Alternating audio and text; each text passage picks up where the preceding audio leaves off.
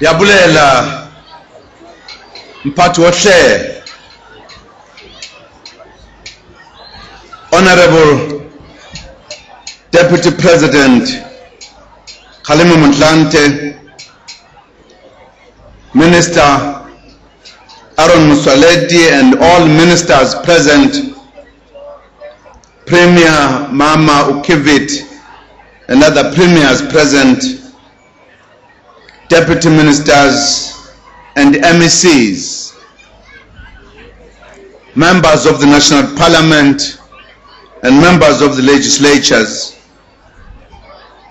the executive mayors who are present and councillors, members of the South African National AIDS Council, traditional leaders, religious leaders,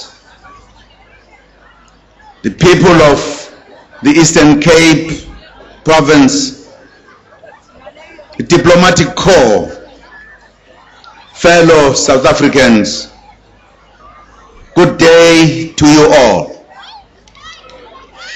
On this day, each year, the world gathers to reflect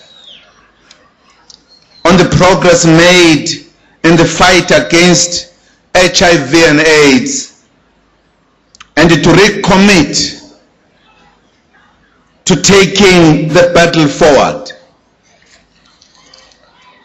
Today is a special anniversary because the world is marking 30 years since the virus that causes AIDS was discovered on June 5, 1981 in Los Angeles, California.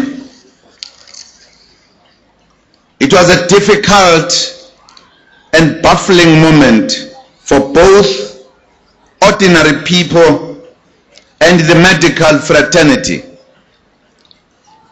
as we all tried to come to terms with this new, mysterious but devastating condition.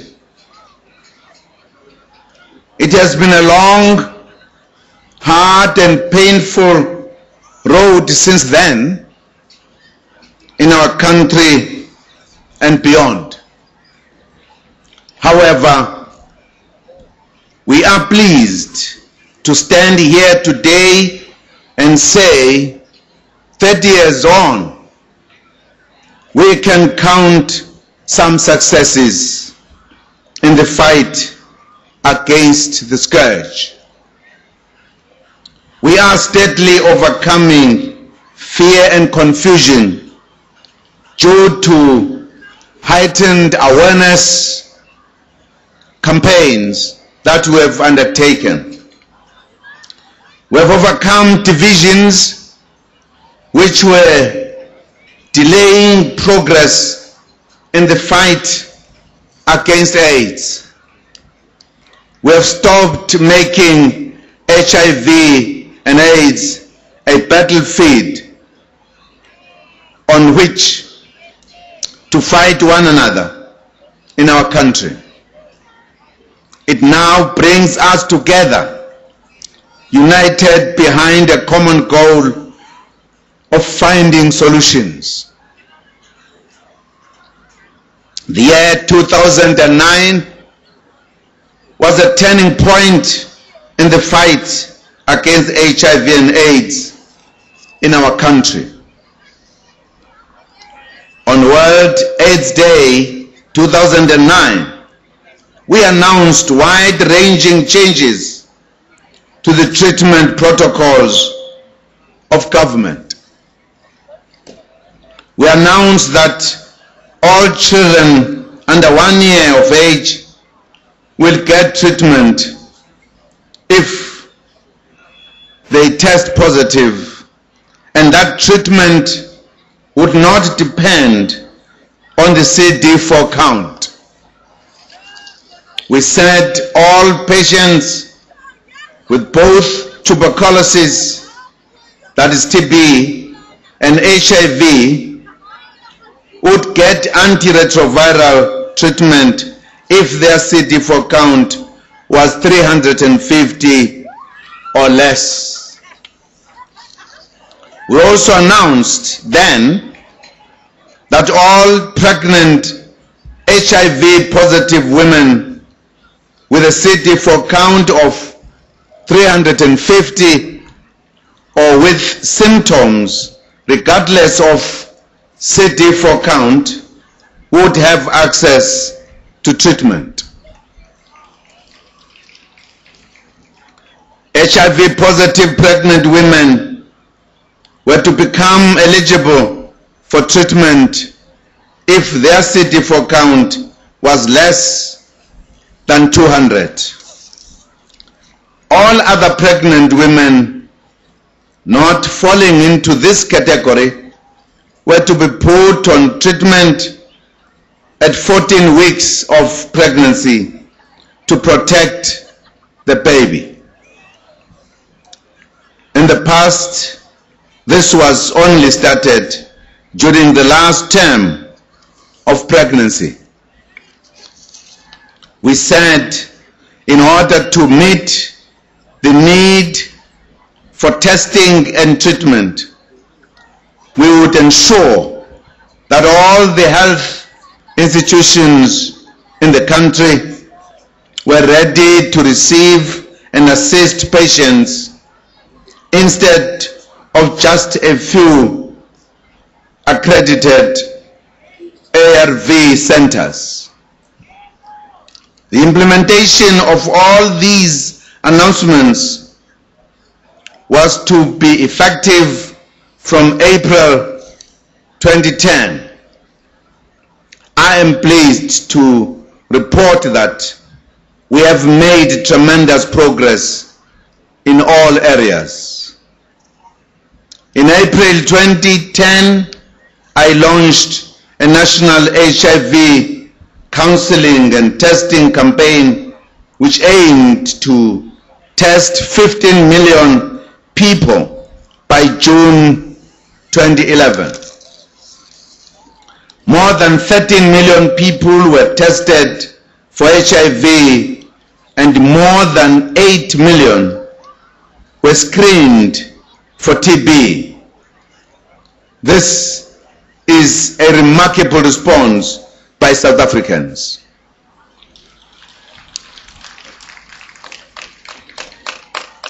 It demonstrates how far advanced we have come in 30 years. In the past, the disease was underground. People did not want to know their status and did not seek treatment or assistance. Now they come forward. Knowing one's status is important for both staying negative and living positive.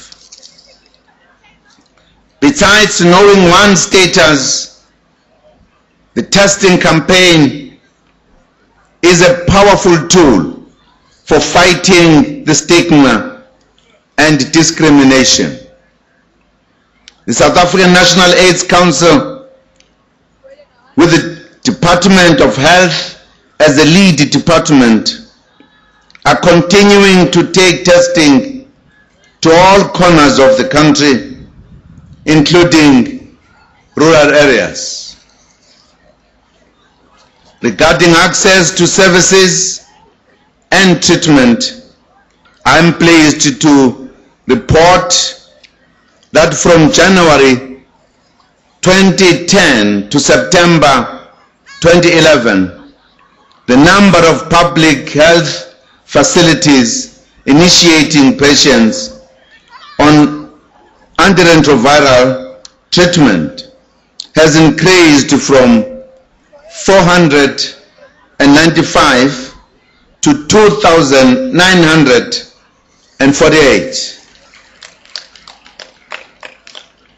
In addition, while 290 nurses were credited to initiate and provide treatment a few years ago, we have now increased the number to nearly 10,542 nurses.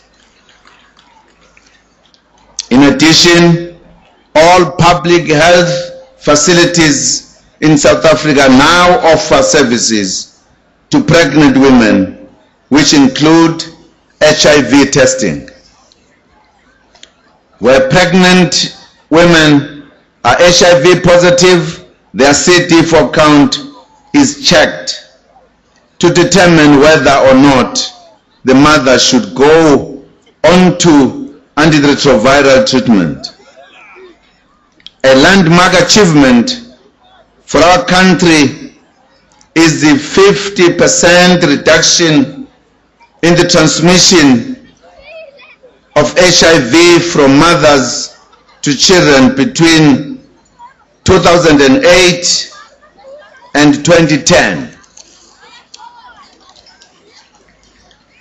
The proportion of children whose mothers are HIV positive who were infected decreased from 8% in 2008 to 3.5% in 2010. The availability of medicines has also improved considerably. Government's procurement system is being enhanced to ensure a continuous supply of antiretroviral drugs to all facilities. These efforts have resulted in significant decreases in drug stockouts from 33% in January to March 2010 to only 4% by June 2011. The reduction on the prices of antiretrovirals by 53% will also contribute to increasing the number of people the government will be able to start on treatment. Ladies and gentlemen, in another major achievement between April 2010 and June 2011, more than 300,000 people were placed on preventative treatment to stop the activation of TB. In 2009, only 23,000 people were on TB preventive therapy. We are truly making progress. Challenges still remain, but overall, we can see the results of the hard work of all sectors of society and ordinary people from all walks of life. We are heartened that the progress we are making is being recognized internationally as well. The recently released World AIDS Day Report 2011 of UNAIDS, entitled How to Get to Zero Faster, Smarter, Better, has praised the work our country is doing, while noting that 5.6 million South Africans are HIV positive. The report also states that the annual HIV incidence rate has dropped from 2.4% in 2001 to 1.5% in 2009. The report also applauds South Africa for expanding access to treatment, referring to the measures that I have just outlined. Global figures on AIDS also give hope. The report points out that the number of deaths globally due to AIDS has dropped from 2.2 million to 1.8 million. It also states that 2.5 million deaths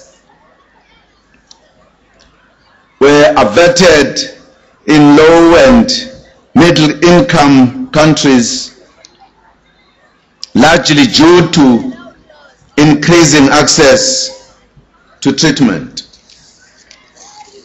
Equally encouraging is the news that the number of new infections globally has also dropped by 15% between 2001 and 2010. This is encouraging news which spurs us on to work harder to arrest the spread of HIV and AIDS and to deal with its impact. All the work we have done as South Africa was informed by the 5-year National Strategic Plan against HIV and AIDS, which guided us from 2007 to 2011. We have learned a lot from implementing that plan. We know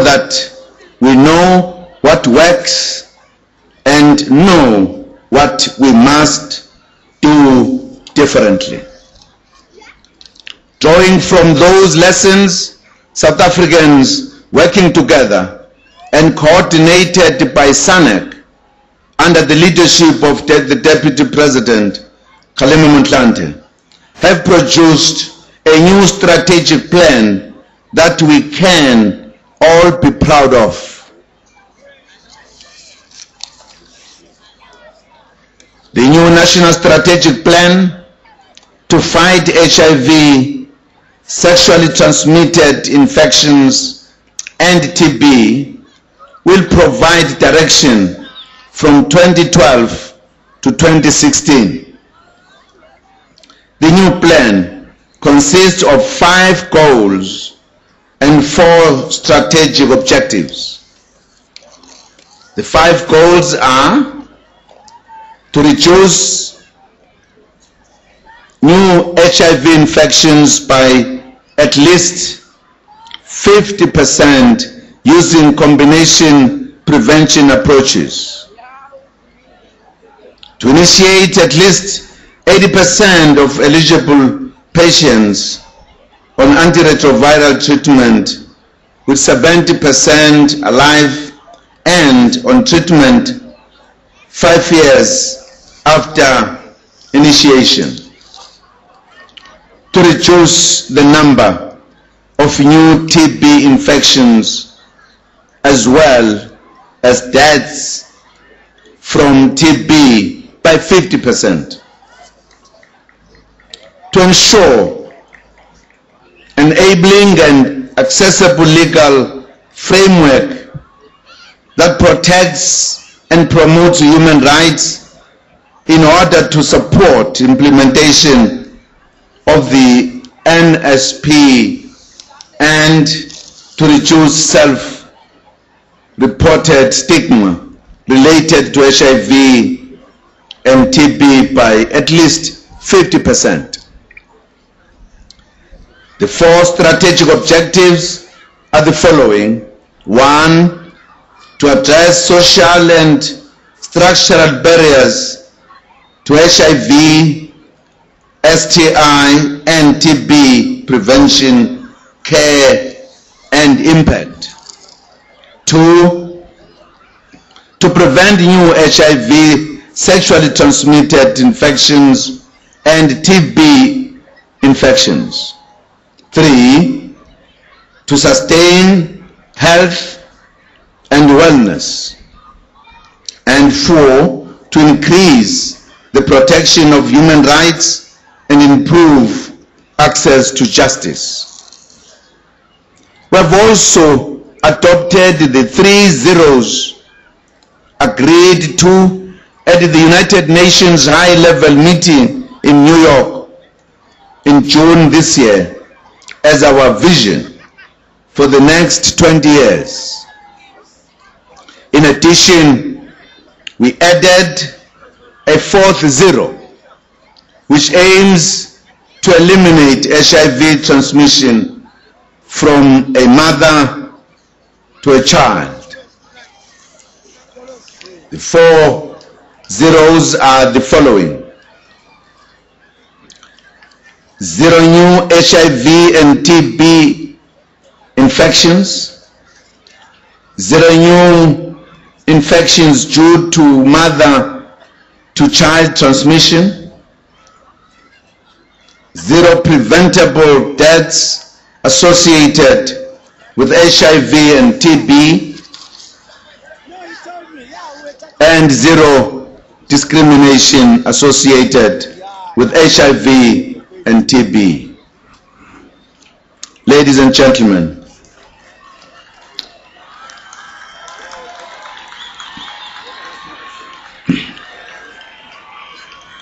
let me address a few of the key issues that will characterize the implementation of the National Strategic Plan over the next 5 years. Firstly, while government will have to lead the effort and play a significant role in both providing resources and implementation, the National Strategic Plan belongs to all South Africans and all sectors. We therefore urge all sectors of society to commit to its full implementation. Secondly, I wish to draw to your attention that unlike previous national strategic plans, this plan focuses on TB as well. This was done because the co-infection between HIV and TB in our country is very high. We cannot afford to deal with HIV and TB separately. In 2009, I called for all facilities that treat TB to also treat HIV, and I am therefore pleased that this call has been taken to the next logical level. Thirdly, we must prevent new infections. To achieve this goal, we must deal decisively with the social and structural barriers to HIV, sexually transmitted infections, and TB. One of the social barriers is violence against women. I am pleased that this issue is reflected in the National Strategic Plan. Recently, research in South Africa shows that we could prevent HIV infections in young women if they were not subjected to violence or intimidation by their partners. Government is prioritizing the fight against the abuse of women and children through law enforcement as well as education and awareness. We need communities to assist us too, as government will not win this battle alone. We also need to improve the economic status of women. When women are independent through having their own source of income, their own shelter, health care, and other basic needs, they will be able to shape their own future and be able to say no to abuse, which makes them vulnerable to infections. At a structural level, we must also accelerate our socio-economic interventions to deal with poverty, unemployment, food security, and inequality. These conditions, which government is tackling through various programs, either contribute to the spread of HIV or worsen impact of the epidemic. With regards to the social impact, we urge society to support orphans and vulnerable children who have lost their parents to the epidemic. We must ensure that these children are protected and are given every opportunity to prosper despite losing their parents. The Departments of Social Development, Basic and Higher Education in particular, will do everything possible to ensure that they are supported. I appeal to the business community, non-governmental organizations, and the religious sector to continue working with government in this endeavor. We acknowledge and praise the various community caregivers and neighbors who already provide support to orphans and child-headed households. They are the unsung heroes and heroines of the fight against HIV and AIDS.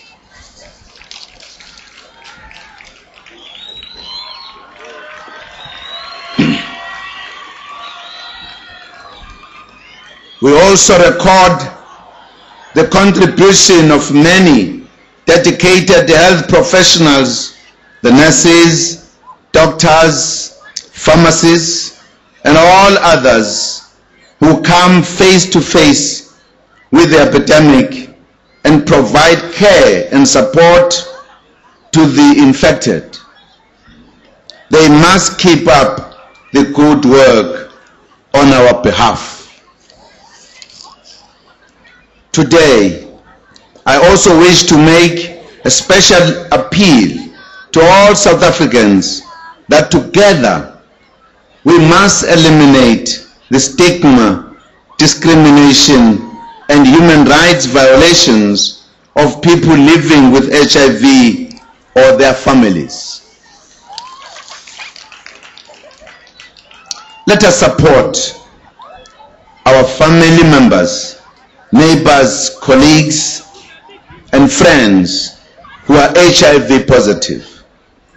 They need the love, understanding, and support of family, friends, and relatives to enable them to live long, productive, and healthy lives like all South Africans. They must not be made to feel like the lepers. Bantu bakithi eMzansi Afrika, siyajabula kakhulu ukuhlanganyela nomphakathi waseBhayi nezwe lonke namhlanje sizokwethula lomqulu omusha wokulwa nesifo sengculazi.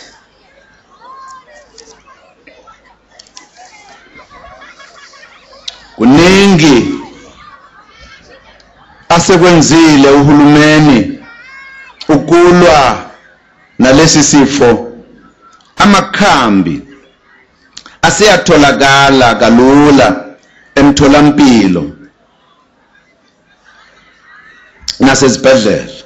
Omama abazithwele, izingane abanegciwane le-TB sebeyakwazi ukwelashwa kalula, kanti nokuyohlola ukuthi unalo yini leli gciwane sokwenziwa kalula kuzo zonke izikhungo zikahulumeni.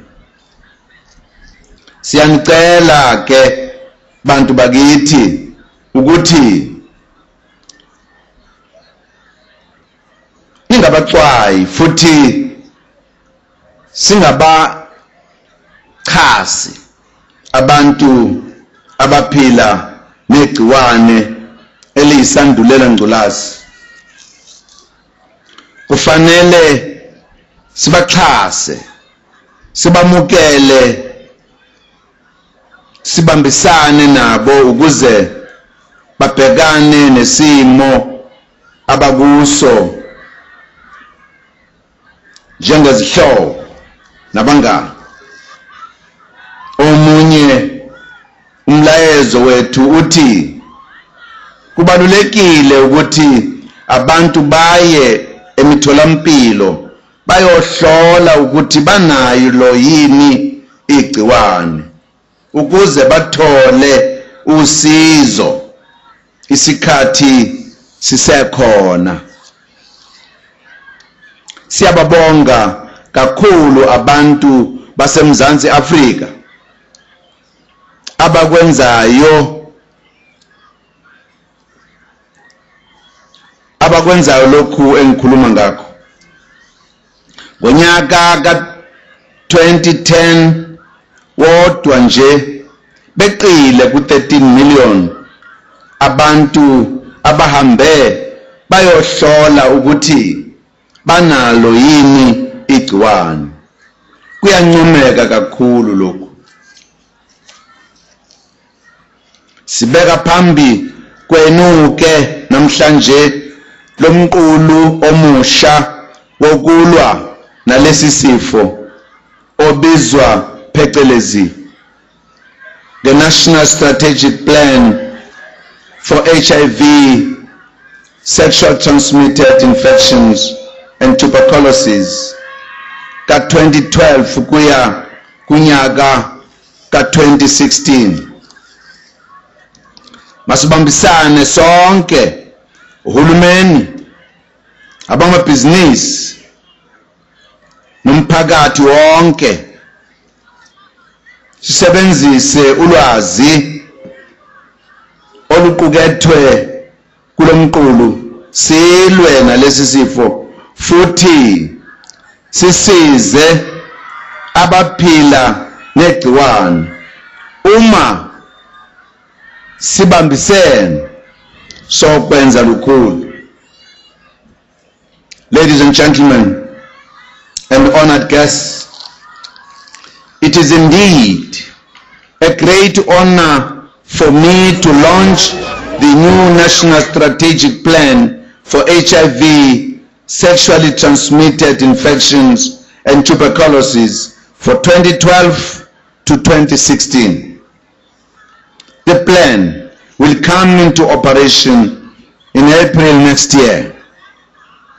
In the meantime, all our health facilities are operating for implementation and making preparations. We congratulate SANEC for the hard work in bringing all our people together to produce this landmark plan. Thank you very much, this wonderful organization. Let us embrace this plan and make it work. Thank you very much.